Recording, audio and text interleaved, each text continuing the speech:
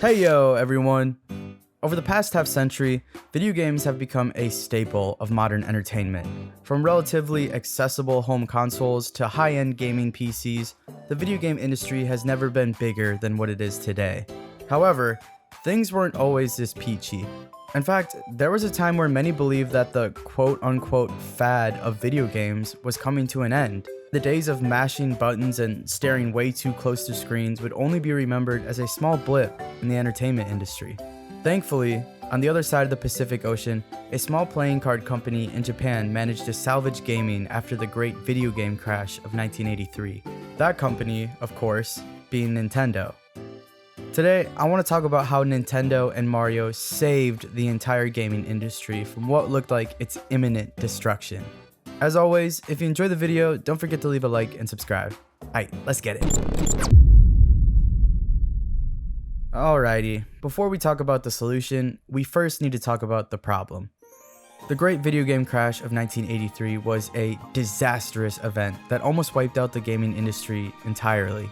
In the late 70s and early 80s, video games had propelled into the mainstream with the popularity of arcade machines, then boomed again to unprecedented levels with the release of home gaming consoles, like the Atari. The massive success of these consoles led to a bunch of companies trying to break into the industry, even companies that really shouldn't have been there in the first place. The big wigs at these corporate enterprises were handing out tight deadlines with low budgets to developers so they could churn the games out in record speed to try and capitalize on this video game fad. What kind of monster is responsible for this horror? That's it, boys. Keep that gelatinous gold a-flowing.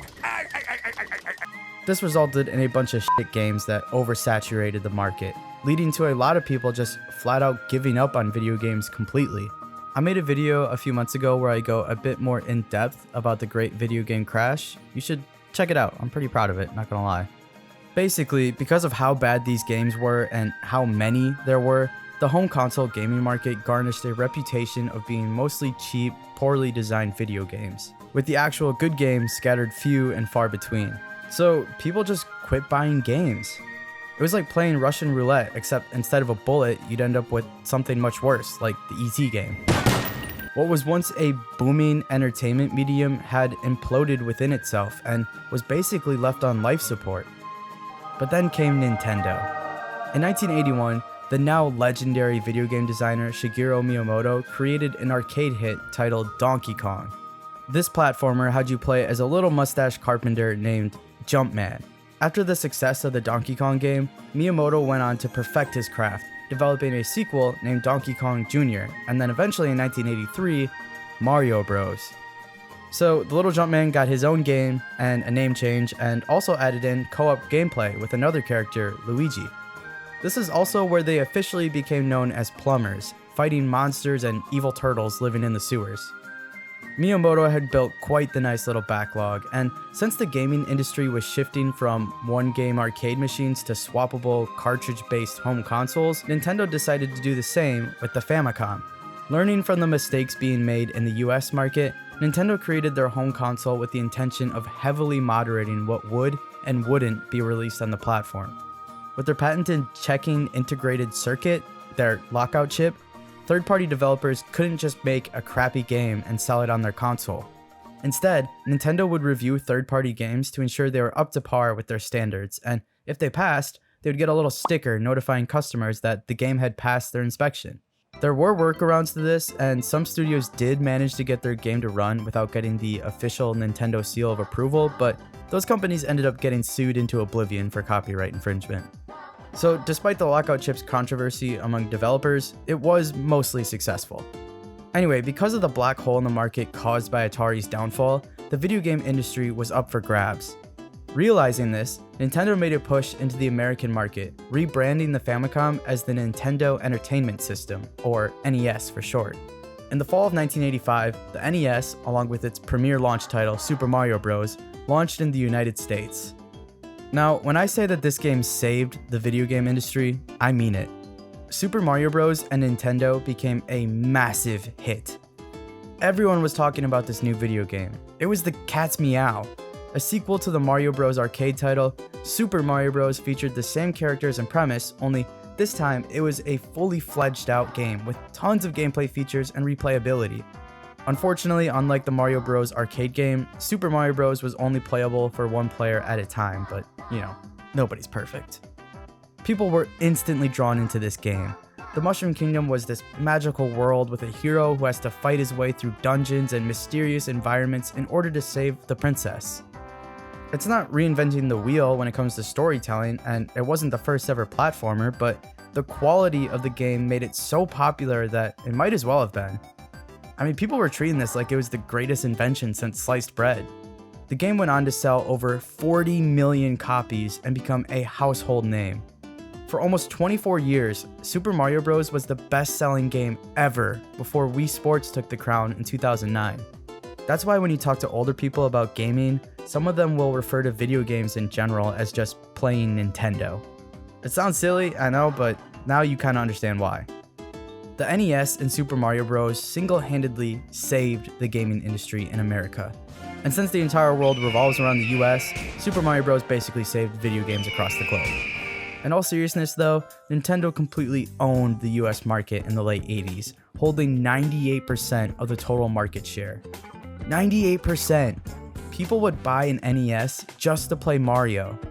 After all, consoles don't sell video games. Video games sell consoles. Someone should tell that groundbreaking news to Sony and Microsoft with this current generation, am I right?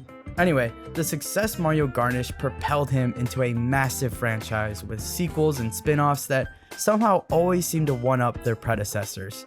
The financial success also allowed Nintendo to branch out into other projects that would help shape the industry moving forward, such as the innovative title The Legend of Zelda. The resurgence of the home video game market slowly allowed other companies to trickle back into the industry, this time learning their lesson about quality over quantity. Today, in 2024, Mario is synonymous with video games. Not as much anymore, but still a major face for the industry. Even today, Mario games sell incredibly well and are almost always received with critical and commercial success.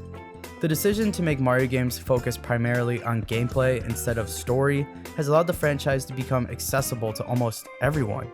Like I said, the story isn't groundbreaking in any way, but the games are always reinventing themselves and finding a way to push the industry forward. And since you don't really need to play the last game to enjoy the new one, anyone can hop in at any point. Super Mario Bros. Was a great entry point platformer. Super Mario 64 brought 3D gaming to the mainstream with trailblazing mechanics. Super Mario Galaxy made the most of the Wii controls and, for the first time, introduced live recorded orchestra music to the franchise, something that we still see today.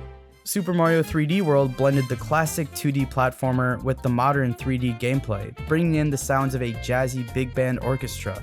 And Super Mario Odyssey felt like the culmination of all of Mario's history, highlighting the best parts of each game leading up to it. Honestly, a new Mario game feels like a major event, a milestone in video games. It's pretty incredible that Nintendo has been able to keep Mario relevant for so long, especially when so many other franchises have come and gone throughout the years. So, thanks to Super Mario Bros., we have been able to enjoy a plethora of incredible games. From Halo to The Last of Us, Kirby to Call of Duty, Pokemon to Fortnite, and basically everything in between, we can credit, in part, to Mario. Sure, the old NES Classic might not have directly influenced some of these modern games, but its success is why we still have home gaming consoles in 2024. It truly is an incredible journey spanning back nearly 40 years now. From a pixelated Jumpman to a stunning 3D model voiced by Chris Pratt, Mario has not only uplifted video games, but transcended them. He's even got his own theme park.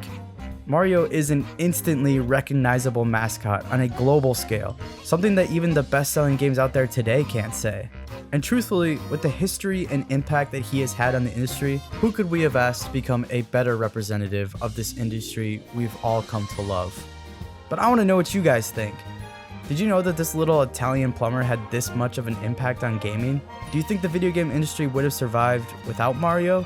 How different do you think the industry would look if Nintendo never succeeded? Do you think I'm blowing this out of proportion because I'm a Nintendo fan?